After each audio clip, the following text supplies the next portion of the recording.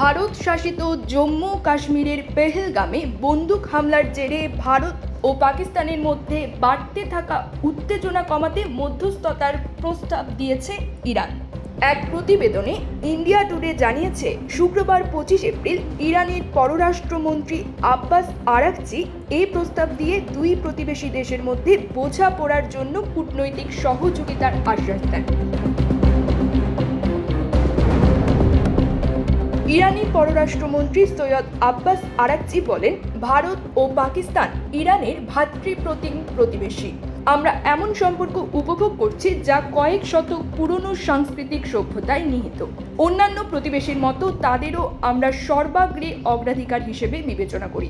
ইসলামাবাদ ও নয়াদিল্লিতে থাকা আমাদের দূতাবাসের মাধ্যমে আমরা এই কঠিন সময়ে দুই দেশের মধ্যে বৃহৎ বোঝাপড়া তৈরি করতে চাই। মাছে ভাতে বাঙালি, আর সেই মাছ পেতে আসুন লন্ডন ফিশ নেটে। জি হ্যাঁ, ইস্টহ্যাম পুরাতন টাউন হলের সন্নিকটে আপনার প্রিয় মাছের সম্ভারে ভরপুর। আসুন, দেখুন, বাজার করুন ছোট বড় সব ধরনের মাছ। বাহ, একই ছাদের নিচে প্রয়োজনীয় সবকিছু পাওয়া যায়। ইরানি পররাষ্ট্রমন্ত্রী মাইক্রো ব্লগিং সাইট এক্সে মধ্যস্থতার প্রস্তাব দেওয়া পোস্টে পার্সিয়ান কবি সাদির একটি কবিতাও উল্লেখ করেছেন। এই কবিতায় সাদি লিখেছেন, মানুষ একটি একক পরিবার। যদি পরিবারের কেউ ব্যথিত হয়, অন্য সদস্যদের অস্বস্তিও রয়ে যাবে।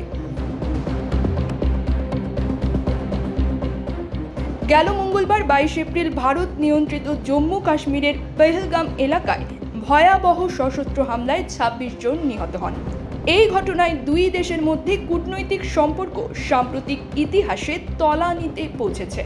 হামলার জন্য পরোক্ষভাবে পাকিস্তানকে দায়ী করে কড়া প্রতিক্রিয়া জানিয়েছে নয়াদিল্লি। এর মধ্যে রয়েছে পাকিস্তানের সঙ্গে করা সিন্ধু নদের পানি বন্টন চুক্তি বাতিলের হুমকি, পাশাপাশি পাকিস্তানের নাগরিকদের ভিসা সুবিধা স্থগিত এবং প্রধান সীমান্ত ক্রসিং বন্ধের সিদ্ধান্ত নেয় ভারত। এর পাল্টা প্রতিক্রিয়ায় পাকিস্তানও ভারতীয় নাগরিকদের ভিসা বাতিল করে, সীমান্ত ক্রসিং বন্ধ করে দেয় এবং ভারতীয় বিমানকে আকাশ সীমা ব্যবহারে নিষেধাজ্ঞা দেয়। News desk, UK BD Times.